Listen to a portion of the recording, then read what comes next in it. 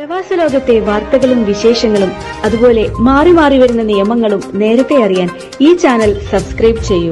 അടുത്തുള്ള bell icon enable ചെയ്യാൻ മറക്കേണ്ട. നമസ്കാരം. ഒമാൻ വാർത്തകളിലേക്ക് സ്വാഗതം. ഇന്ന് 2025 ഏപ്രിൽ 22 ചൊവ്വ. പ്രധാന വാർത്തകൾ. വിവിധ വിലായത്തുകളിൽ മഴയെ തേടിയുള്ള നിസ്കാരങ്ങൾ സംഘടിപ്പിച്ചു. നിസ്വ, നഖൽ, ഇബ്രി, ദിമാവത്തെയിൻ തുടങ്ങിയ സ്ഥലങ്ങളിലാണ് കഴിഞ്ഞ ദിവസങ്ങളിൽ നിസ്കാരവും കൂട്ടപ്രാർത്ഥനയും നടന്നത്. വരൾച്ചയെ തടഞ്ഞ് മഴ വർഷിപ്പിക്കണേ എന്ന് വിശ്വാസികൾ പ്രാർത്ഥിച്ചു. കഴിഞ്ഞ ശനിയാഴ്ച രാവിലെ നിസ്വ വിലായത്തിൽ സാൽ അണക്കെട്ടിന് സമീപം നടന്ന പ്രാർത്ഥനയ്ക്കായി കുട്ടികളടക്കം നിരവധി പേർ പങ്കെടുത്തു. പ്രദേശത്ത് തന്നെ ഏപ്രിൽ 25 മഴയെ തേടിയുള്ള നിസ്കാരവും കൂട്ടപ്രാർത്ഥനയും നടക്കും. ചൂട് കനത്തതോടെ രാജ്യത്തിന്റെ മറ്റിടങ്ങളിലും മഴയെ തേടിയുള്ള നിസ്കാരങ്ങൾ വരും ദിവസങ്ങളിൽ സംഘടിപ്പിക്കപ്പെടും. മാർപ്പാപ്പയുടെ നിര്യാണത്തിൽ മസ്കത്ത് സെന്റ് മേരീസ് യാക്കോബായ പള്ളി വൈസ് പ്രസിഡന്റ് ബിന്ദു പാലയ്ക്കൽ അഗാധമായ ദുഃഖം രേഖപ്പെടുത്തി.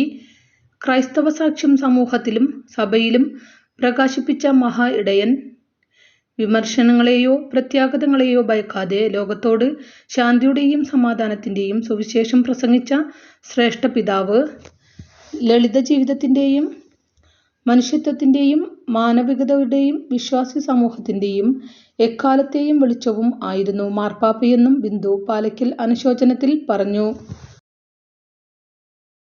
സലാലയിലും സീബിലും വീടുകൾ കേന്ദ്രീകരിച്ച് തുടർച്ചയായി മോഷണം നടത്തിവന്ന സംഘത്തെ റോയൽ ഒമാൻ പോലീസ് അറസ്റ്റ് ചെയ്തു. 2 ജോർദാൻ പൗരന്മാരെയാണ് പിടികൂടിയത്. പണം, ആഭരണങ്ങൾ, ഇലക്ട്രോണിക് ഡിവൈസുകൾ, മറ്റു വിലപിടിപ്പുള്ള വസ്തുക്കൾ തുടങ്ങിയവയാണ് പ്രതികൾ മോഷ്ടിച്ചത്. ഇവ കണ്ടുകെട്ടിയതായി പോലീസ് അറിയിച്ചു. പ്രതികൾക്കെതിരെ ROP നിയമ നടപടികൾ സ്വീകരിച്ചു വരികയാണ്. ഒമാനിൽ വിവിധ ഇന്ത്യൻ സ്കൂളുകളിലെ ഫീസ് വർധനയിൽ നട്ടം തിരിഞ്ഞ് പ്രവാസി കുടുംബങ്ങൾ. കെട്ടിട വാടകയും നിത്യോപയോഗ സാധനങ്ങളുടെ വിലയും ഉയരുന്നതിനിടെയാണ് പ്രവാസി കുടുംബ ബജറ്റിന് താളം തെറ്റിച്ച് ഫീസ് വർധന. പുതിയ അധ്യയന വർഷം ആരംഭിച്ചതോടെയാണ് വർധിപ്പിച്ച നിരക്ക് പ്രാബല്യത്തിൽ വന്നത്. ട്യൂഷൻ ഫീ ഇനത്തിൽ പ്രതിമാസം 2 റിയാൽ വരെയാണ് ഉയർത്തിയിരിക്കുന്നത്. ഇതിനു പുറമെ ഇൻഫ്രാസ്ട്രക്ചർ ഫീ ഉൾപ്പെടെ അധിക തുകയും സ്കൂളുകൾ ഈടാക്കുന്നു. 2-3 കുട്ടികൾ പഠിക്കുന്ന കുടുംബങ്ങൾ സ്കൂൾ ചെലവുകളിലേക്കായി മാത്രം വലിയ തുക കണ്ടെത്തേണ്ട അവസ്ഥയിലാണ് ഉള്ളത്. ഇതാണ് ഇടത്തരം കുടുംബങ്ങളുടെ നെഞ്ചിടിപ്പ് കൂട്ടുന്നത്. അമിത ചെലവുകൾ അടിച്ചേൽപ്പിച്ച് വിദ്യാർത്ഥികളെ ബുദ്ധിമുട്ടിക്കുന്ന നിലപാട് ഇന്ത്യൻ സ്കൂളുകൾ തുടരുന്നത് പുതിയ അഡ്മിഷനെയും ബാധിച്ചിട്ടുണ്ട്. ഒഴിവുള്ള സീറ്റുകളിൽ പകുതിയോളം മാത്രമാണ് പുതിയ അധ്യയന വർഷത്തേക്ക് ആദ്യഘട്ടത്തിൽ ലഭിച്ച അപേക്ഷകൾ. വിവിധ സാമ്പത്തിക പ്രതിസന്ധികൾ മൂലം നട്ടം തിരിയുന്ന കുടുംബങ്ങൾക്ക് മേലുള്ള ഇരട്ട പ്രഹരമാണ് ഫീസ് വർധന. പലരും വിനോദങ്ങളും മറ്റു ജീവിത ചെലവുകളും നിയന്ത്രിച്ചാണ് ഈ തുക കൂടി സ്കൂളിലേക്ക് അടയ്ക്കുന്നത്. വരുമാനവും ചെലവുകളും തമ്മിൽ പൊരുത്തപ്പെടാത്ത വിധത്തിലാണുള്ളതെന്നും കുട്ടികളുടെ പഠനം മുടങ്ങുന്ന ഘട്ടത്തിലേക്ക് സ്കൂൾ ഫീസ് വർധിപ്പിച്ച് ബുദ്ധിമുട്ടിക്കുന്നതെന്നും രക്ഷിതാക്കൾ പറയുന്നു. ഈ വർഷം 700-ൽ പരം ഒമാൻ നിർമ്മിത വാഹനങ്ങൾ അന്താരാഷ്ട്ര വിപണിയിലേക്ക് കയറ്റി അയക്കുമെന്ന് Karwa Motors chief executive officer Ibrahim bin Ali al Balushi പറഞ്ഞു. അടുത്ത കാലത്തായി Iraq, Qatar, Saudi Arabia, US എന്നിവയിടങ്ങളിലേക്ക് ഒമാനിൽ നിർമ്മിച്ച വാഹനങ്ങൾ കയറ്റി അയക്കാൻ സാധിച്ചുവെന്നും പ്രാദേശിക റേഡിയോയ്ക്ക് നൽകിയ അഭിമുഖത്തിൽ അദ്ദേഹം പറഞ്ഞു. അമേരിക്കയിലേക്ക് മാത്രം 237 വാഹനങ്ങളാണ് കഴിഞ്ഞ വർഷം കയറ്റുമതി ചെയ്തത്. 2023-ൽ 180 വാഹനങ്ങളായിരുന്നു. ഇതിനു പുറമെ ആഫ്രിക്കൻ രാഷ്ട്രങ്ങളിലേക്കും ആവശ്യമായ വാഹനങ്ങൾ നിർമ്മിച്ചു നൽകാൻ കർവ മോട്ടോഴ്സിന് സാധിച്ചു. നിരവധി രാഷ്ട്രങ്ങളിലേക്ക് വാഹനങ്ങൾ നൽകുന്നതിന് ഇതിനോടകം കരാർ ഒപ്പുവെച്ചിട്ടുണ്ട്. പ്രതിവർഷം 300 വാഹനങ്ങൾ വീതം 5 വർഷത്തേക്കുള്ള കരാറും ഇതിൽ ഉൾപ്പെടുന്നു. KMCC കോഴിക്കോട് ജില്ലാ കമ്മിറ്റിയുടെ നേതൃത്വത്തിൽ ഈ മാസം 28 തിങ്കളാഴ്ച രാത്രി 8 മണിക്ക് അൽഖൂദ് ബദർ അൽസമ ഹോസ്പിറ്റലിന് പിൻവശത്തുള്ള അൽ അസല ഓഡിറ്റോറിയത്തിൽ വെച്ച് ഷാഫി പറമ്പിൽ MPക്ക് സ്വീകരണം നൽകുന്നു. കേന്ദ്ര കമ്മിറ്റി പ്രസിഡന്റ് റയീസ് അഹമ്മദ് ഉൾപ്പെടെ വ്യക്തിത്വങ്ങൾ പങ്കെടുക്കും.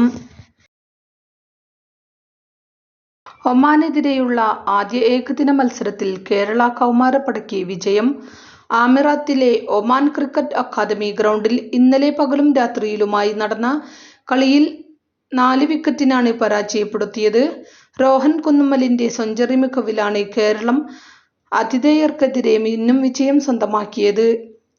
ഇരു ടീമുകളും ബാറ്റിംഗിൽ പുറത്തെടുത്ത വെടിക്കെട്ട് പ്രകടനം മത്സരത്തിന് ആവേശം വർധിപ്പിച്ചു. ക്യാപ്റ്റന്റെ സെഞ്ചുറി മികവിലാണ് ഒമാൻ മികച്ച സ്കോർ ഉയർത്തിയത്.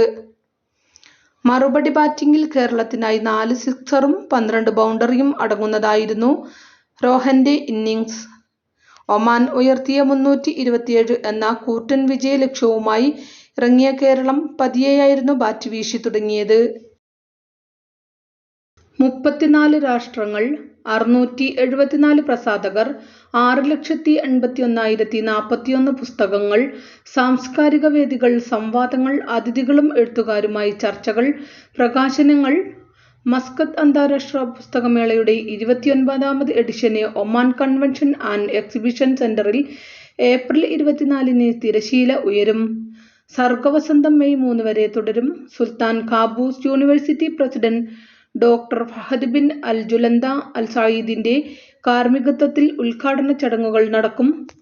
10 ദിവസങ്ങൾ നീണ്ടുനിൽക്കുന്ന അക്ഷരോത്സവത്തിൽ എല്ലാ ദിവസവും രാവിലെ 10 മണി മുതൽ രാത്രി 10 മണി വരെയാണ് പ്രദർശന സമയം. 2 ദിവസത്തെ ഔദ്യോഗിക സന്ദർശനത്തിനായി ഒമാൻ ഭരണാധികാരി സുൽത്താൻ ഹൈതം ബിൻ താരിഖ് റഷ്യയിലെത്തി. മോസ്കോയിലെ വ്നുക്കോവോ വിമാനത്താവളത്തിൽ സുൽത്താന് ഊഷ്മള സ്വീകരണം നൽകി. റഷ്യൻ സാമ്പത്തിക വികസന മന്ത്രി മാക്സിം റെഷത്നിക്കോവ്, ഉദ്യോഗസ്ഥർ, മോസ്കോയിലെ ഒമാൻ എംബസി അംഗങ്ങൾ എന്നിവർ ചേർന്ന് സുൽത്താനെ വരവേറ്റു. ഗാർഡ് ഓഫ് ഓണറും സുൽത്താൻ പരിശോധിച്ചു. മോസ്കോയിലെ റെഡ് സ്ക്വയറിലെ അലക്സാണ്ടർ ഗാർഡനിലുള്ള അജ്ഞാത സൈനികന്റെ ശവകുടീരം സുൽത്താൻ സന്ദർശിച്ചു. യെമനിൽ നിന്ന് ഒമാനിലേക്ക് രേഖയില്ലാതെ വൻതോതിൽ പണം കടത്താൻ ശ്രമിച്ച സംഘത്തെ സർഫീത്ത് അതിർത്തിയിൽ അറസ്റ്റ് ചെയ്തു. ഒമാൻ കസ്റ്റംസ് വിഭാഗം നടത്തിയ പരിശോധനയിലാണ് വലിയ തുക കണ്ടുകെട്ടിയത്. സംഭവത്തിൽ 3 യമൻ പൗരന്മാരെ അറസ്റ്റ് ചെയ്തു. നിയമ നടപടികൾ പൂർത്തിയായി വരികയാണെന്ന് ഒമാൻ കസ്റ്റംസ് അറിയിച്ചു. ദാഖ്ലിയ ഗവർണറേറ്റിലെ പ്രധാന പാതയിൽ കാർ കത്തിനശിച്ചു. ആർക്കും പരിക്കില്ല. സിവിൽ ഡിഫൻസ് അഗ്നിശമന സേന തീ നിയന്ത്രണ വിധേയമാക്കി. ോടുകൂടി ഇന്നത്തെ വാർത്തകളും വിശേഷങ്ങളും ഇവിടെ അവസാനിക്കുന്നു. കൂടുതൽ വാർത്തകളും വിശേഷങ്ങളുമായി നാളെ കാണാം. നന്ദി, നമസ്കാരം.